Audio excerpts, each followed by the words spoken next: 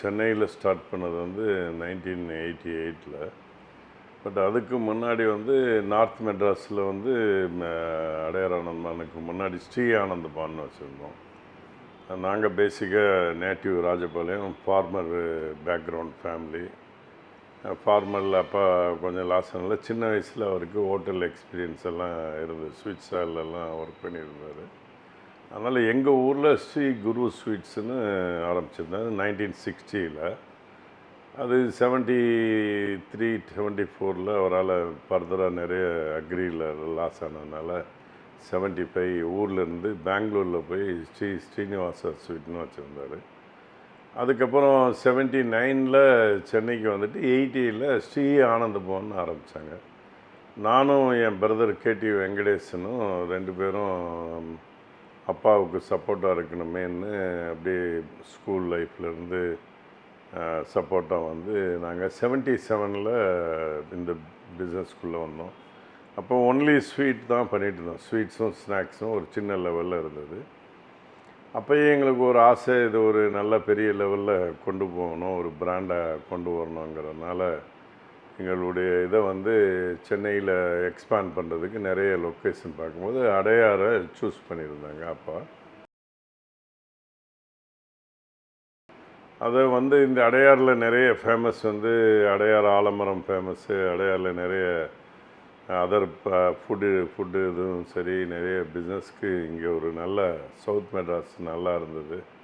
நாங்கள் முதல்ல நார்த் மெட்ராஸில் இருந்தோம். அங்கே எங்களுக்கு நிறைய கஸ்டமர் வந்து இங்கேருந்து வந்து அந்த பக்கம் வரும்போது நீங்கள் அங்கே ஸ்டார்ட் பண்ணலான்னு சொன்னதை வச்சு இங்கே ஸ்ரீ ஆனந்தபவன் தான் பிளான் பண்ணோம். அப்புறம் அடையாரில் நிறைய ஃபேமஸாக இருந்தது. முக்கிய காரணம் Adyar end of the river, இந்த கடலில் கடக்கிற சங்கமிக்கிற இடத்துல வந்து அந்த தாசிஃபிக்கல் சொசைட்டிகளில் ஒரு ஆலமரம் அடையாருக்கு ஆலமரம் ரொம்ப ஃபேமஸ்ன்னு சொல்லுவாங்க.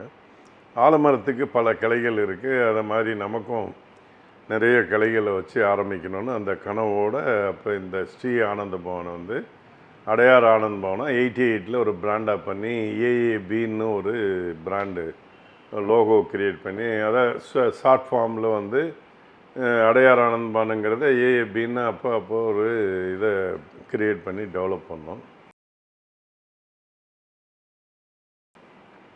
இந்த ஸ்வீட் பிஸ்னஸ்ஸுங்கிறது நாளடைவில் வந்து ஸ்வீட்ஸு, இந்த ஸ்நாக் பிஸ்னஸ் வந்து ஒரு லெவலுக்கு மேலே எங்களால் பிஸ்னஸ் அச்சீவ் பண்ண முடியல. அப்போ மெதுவாக வந்து இந்த கிளைகளை வந்து சென்னையை சுற்றி கொஞ்சம் பொருசவாக்கம், அண்ணா நகர் இந்த மாதிரி எக்ஸ்பேண்ட் பண்ணோம். நாளடைவில் எங்களுடைய பிஸ்னஸ் வந்து நெக்ஸ்ட் லெவலுக்கு கொண்டு போகிறதுக்காக 2000ல் ஒரு ஐடியா கொண்டு வந்தோம்.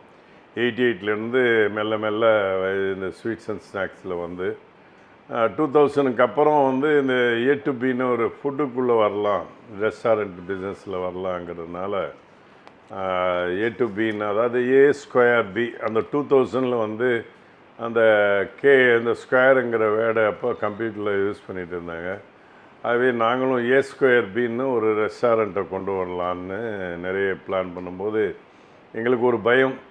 இது வரைக்கும் ஸ்வீட்டு ஸ்நாக்ஸில் நல்லா பண்ணிட்டு வந்திருக்கோம். இன்கேஸ் நம்ம இந்த ரெஸ்டாரண்ட் பிஸ்னஸில் ஏதாவது நம்மளால் அச்சீவ் பண்ண முடியலன்னா ஏற்கனவே இருந்த பிராண்டு அந்த தொழில் நசிங்கிடக்கூடாதுங்கிற ஒரு பயத்தினால நாங்களாகவே என்ன பண்ணோம், இந்த ஏஏபிங்கிறத ஏ டு பின்னு கொண்டு வந்தோம். A²Bங்கிறத ஜனங்கள்லாம் ஏ டு பின்னனால நாங்கள் அந்த ஸ்கொயரை மாற்றி 2ஆக மாற்றினோம். அது அந்த பயந்த இதை வந்து இங்கே சிட்டியில் நிறைய நம்மளை விட திறமை வாய்ந்த நிறைய பிராண்டெல்லாம் நிறைய ரெஸ்டாரண்ட்டில் இருந்தாங்க. அதில் சேலஞ்சஸில் நிறைய என்ன இருக்குது எல்லாம் பார்க்கும்போது சிட்டியில் எங்களால் அச்சீவ் பண்ண முடியாதுன்னு ஒரு பயம் இருந்ததுனால நாங்கள் ஜஸ்ட்டு பிரேக் அண்ட் கோன்னு ஒரு இதை கான்செப்டை பிளான் பண்ணோம்.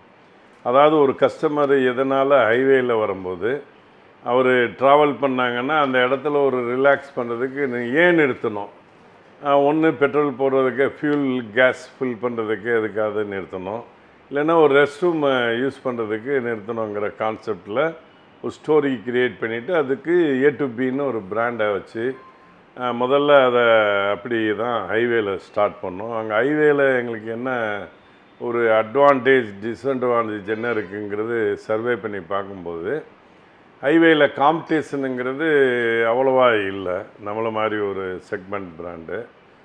ரெண்டாவது வந்து டிஸ்அட்வான்டேஜ்னா ஃபுட்டு பிளான் பண்ண முடியல. இன்றைக்கி ஒரு நாள் திடீர்னு க்ரௌடு வரும், ஒரு நாளைக்கு யாருமே வராமல் கூட கம்மியாயிரும் சேல்ஸு. இதெல்லாம் சர்வே பண்ணி படிப்படியாக பார்க்கும்போது எங்களுக்கு எதிர்பார்த்ததை விட நிறைய சக்ஸஸ் ஆச்சு. கஸ்டமருக்கு வந்து இந்த லோ கார்பு மீல்ஸ் இதெல்லாம் கொடுக்கணும், அவங்களையும் வர வைக்கணும். அது டிஃப்ரெண்ட்டு கஸ்டமர். எங்களுடைய ஃபுட்டு வந்து இந்த வெஜிடேரியன் ரெஸ்டாரண்ட்டுங்கிறது அது ஒரு வகையான ஜனங்களுக்கு இதாகுது. சேம் டைம் ஏஜ்டு கஸ்டமர்களுக்கு அவங்களுக்கு தேவையான இதையும் மெனுவில் கொண்டு வரணும். சேம் டைமு கிட்ஸுங்களுக்கு, இந்த யங்ஸ்டருங்களுக்கு எல்லாருக்குமே மெனுவில் சாய்ஸ் கொடுக்கணுங்கிறதுனால ஃபைன் டைனிங் ரெஸ்டாரண்ட்டுக்கு மாறணும். முதல்ல ஃபாஸ்ட் ஃபுட் ரெஸ்டாரண்ட்டில் இருந்தோம், QSR ரெஸ்டாரண்ட் மாதிரி அதில் பண்ணோம். அதுக்கப்புறம் ஹைவேயில் ஃபோக்கஸ் பண்ணி நிறைய இதானதுக்கப்புறம் இப்போ மெல்ல வந்து இதில் சிட்டிக்குள்ளெல்லாம் வந்து ஃபைன் டைனிங்கில் வந்தோம். இப்போ இந்த பிராண்டு மெல்ல அப்ராடெல்லாம் கொண்டு போக ஆரம்பித்தோம். Singapore, Malaysia, Australia, USA, London, England, so many கண்ட்ரீஸ்லேயும் ஃப்ரான்ச்சைசி மாடலில் எக்ஸ்பேண்ட் பண்ணியிருக்கோம்.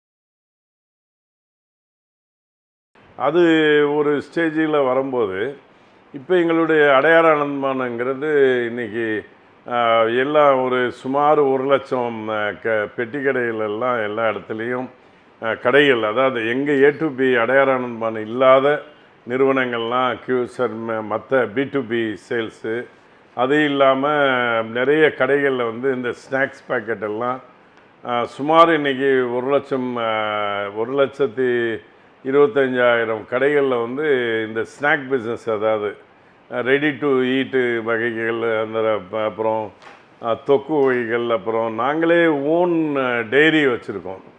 எங்களுடைய டெய்ரி ஓன் பாலை வந்து நாமக்கல் பெல்ட்லேருந்து சுமார் ஒரு 40,000 லிட்ரு வந்து ஃபார்மர்ஸ்ட்டை டைரெக்டாக ப்ரொக்யூர்மெண்ட் பண்ணுறோம். நாங்களும் கொஞ்சம் அனிமல்ஸு இது கவ்வெல்லாம் வச்சு பண்ணுறோம்.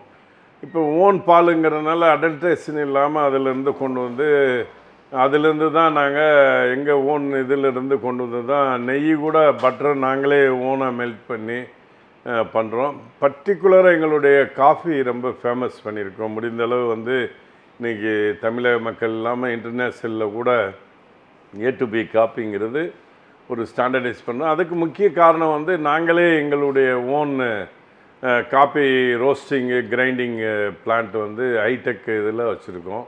மசாலாஸு இதெல்லாம் வந்து கூட சொந்தமாகவே வந்து ஃபேக்ட்ரியில் நாங்கள் ரெடி பண்ணுறோம். எங்களுடைய பிரான்ச் அப்படியே கர்நாடகா, ஆந்திரா, இப்போ டெல்லி, பாண்டிச்சேரி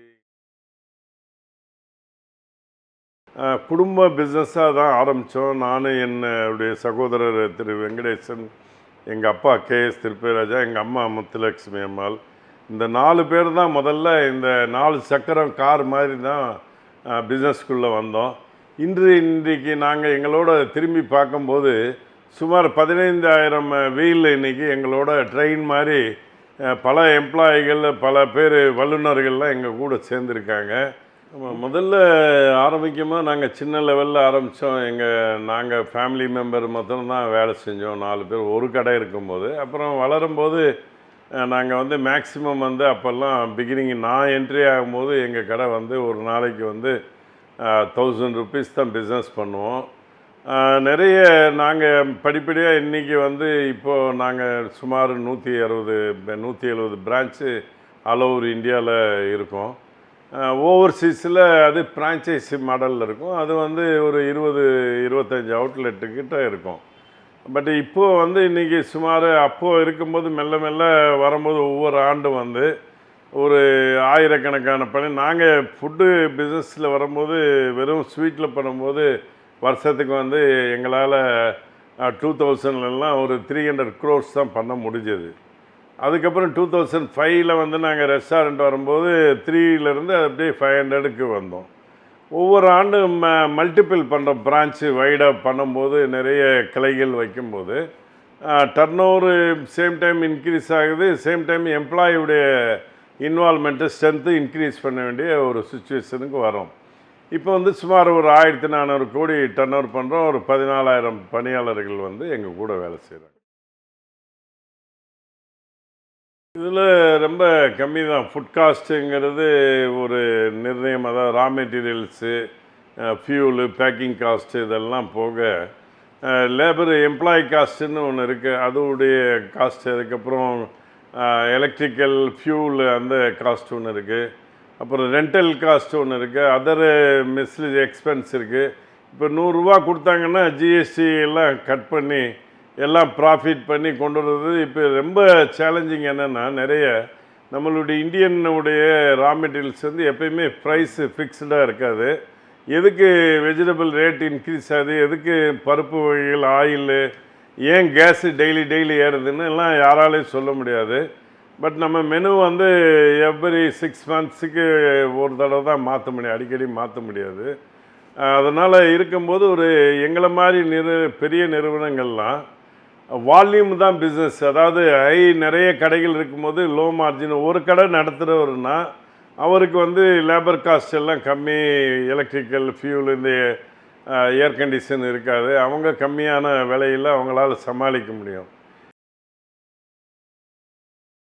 ஒரு நல்ல ரெஸ்டாரண்ட்டு ஒரு 4000 ஸ்கொயர் ஃபீட்டில் வைக்கணுன்னா, ஃபைன் டைனிங்கோட வைக்கணுன்னா நாங்கள் ஒரு 2.5 crores-லேருந்து 3.5 crores ஒரு பிரான்ச்சுக்கு நார்மலாக பண்ணோம். அப் டு 4 crores வரைக்கும் இன்வெஸ்ட்மெண்ட் பண்ணோம். ஒரு ஃபேக்ட்ரி பண்ணணுன்னா ஒரு 25 to 50 crores இன்வெஸ்ட்மெண்ட் பண்ண வேண்டியிருக்கோம். வந்து 3rd ஜெனரேஷனில் வந்துட்டாங்க. அண்ணனுக்கு 2 பசங்க இருக்காங்க. 2 பேரும், பையன் வந்து விஷ்ணு சங்கர்னு இருக்கார், அவர் ஹோட்டல் மேனேஜ்மெண்ட்டு முடிச்சுட்டு நம்ம மேனேஜ்மெண்ட்டு பார்த்துக்கிறாரு. டாக்டர் அண்ணன் பொண்ணு வந்து பிகாம் எம்பிஏ லண்டனில் படிச்சுட்டு வந்திருக்காங்க. அவங்களும் வந்து இண்டஸ்ட்ரியில் ரொம்ப சப்போர்ட்டிவாக பார்த்துக்கிறாங்க. அவங்க பேர் அபிராமி வெங்கடேசன். எனக்கு வந்து 4 பசங்க இருக்காங்க. எங்கள் ஒய்ஃபு பேர் ஆனந்தி. அவங்களும் வந்து பிஸ்னஸ்க்கு வந்துட்டு இருந்தாங்க. இப்போ பொண்ணு பூஜா சீனிவாசராஜன், அவங்களும் பிஸ்னஸை பார்த்துக்கிறாங்க. 2வது பொண்ணு பவித்ரா, அவங்க வந்து ஃபுட் சயின்ஸ் ஆஸ்திரேலியாவில் படிச்சுட்டு வந்தாங்க. அவங்க ப்ராடக்ட்டு டெவலப்மெண்ட் R&D பார்த்துக்கிறாங்க. பையன் வந்து ஸ்ரீ விஷ்ணு MA PhD பண்ணிகிட்ருக்கான் ஆஸ்திரேலியாவில். கடைசி பொண்ணு MBA சிங்கப்பூரில் பண்ணிகிட்ருக்காங்க. ஆக நல்ல இது எங்கள் கூட பல வல்லுநர்கள் இருக்காங்க. பெரிய படித்தவங்கெல்லாம் நிறைய டீம் ஒர்க்காக செய்கிறோம். இது எல்லாருக்கும் சேர்ந்து இன்னமும் இந்த தொழிலை வந்து அப்கிரேட் பண்ணோம். என்னைக்காவது ஒரு நாள் தமிழகத்துக்கு முத்திரை இல்லை, இந்தியாவினுடைய முத்திரையாக நம்மளுடைய பயணம் இந்த A2B நிறுவனம்ங்கிறது உலகத்தில் வந்து இந்தியாவுக்கு ஒரு பின் பாயிண்ட்டாக காமிக்கணுங்கிறதுக்காக நாங்கள் எல்லோரும் டீம் ஒர்க் பண்ணுறோம். இதில் 2 தான் முக்கியம் லாங்குவேஜ். டாப் லைனுங்கிறது சேல்ஸு குரோத்து போயிட்டே இருக்கணும்.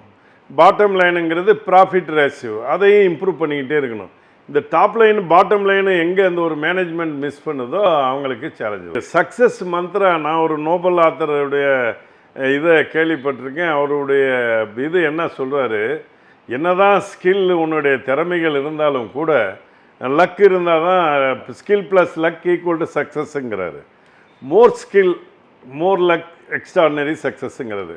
அந்த ஸ்கில் நம்மகிட்ட இருக்குன்னு நின்றுடக்கூடாது. அந்த ஸ்கில்லை இன்னும் மேம்படுத்தி மோர் ஸ்கில்லாகவும் மோர் லக்காகவும் கொண்டு வந்து எந்த நிறுவனம் செயல்படுறதோ நல்ல விஷயங்கள் செய்யணும்.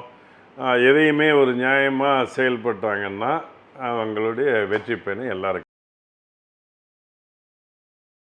எங்களுடைய இலக்கு 10,000 crore டச் பண்ணணும். இன்னொரு 5-10 years. IPO அந்த மாதிரி ஏதாவது பண்ணுவீங்க? ஆமாம், அதை பண்ணுறதுக்கு தான் ஒர்க் பண்ணி. ஒரு 3 வருஷத்துக்கு முன்னாடிலாம் 3 years பிஃபோர்லாம் அவ்வளோவா இல்லை. இப்போ ஆஃப்டர் கோவிடுக்கு அப்புறம் வந்து எங்களுடைய சேல்ஸில் அவங்களுடைய ஆன்லைன், அதாவது ஸ்விக்கி, ஜொமேட்டோ இவங்கெல்லாம் பெரிய சப்போர்ட்டாக இருக்குது. அடிஷ்னல் சேல்ஸு பிரான்ச் சேல்ஸில் நடக்கிறத விட இப்போ 18-20% நாங்கள் ஆன்லைன் சேல்ஸில் தான் எங்கள் ப்ராடக்ட்டு. ப்ரௌட்லி சவுத் இந்தியாவில் நாங்கள் கொஞ்சம் பெரிய லெவலில் இருக்கோம். அது குறிப்பாக வந்து கர்நாடகாவில் வந்து ஆன்லைன் சேல்ஸ் ரொம்ப ஜாஸ்தி சென்னை காட்டிலும். பர்டிகுலர் அந்த சாஃப்ட்வேர் பீப்புள்ஸ் இவங்கெல்லாம் யங்ஸ்டர் இருக்கிற ஏரியாலாம் கொஞ்சம் ஏரியா இருக்குது. அந்த ஏரியாலெல்லாம் பார்த்தீங்கன்னா நிறைய வந்து இந்த online sales Swiggy Zomato sales தான் எங்களை மாதிரி இருக்கிற நிறுவனத்துக்கு குறிப்பாக எங்களுக்கு வந்து ஒரு 18% வரைக்கும் எங்கள் டர்ன் ஓவரில் அவங்க இருக்காங்க.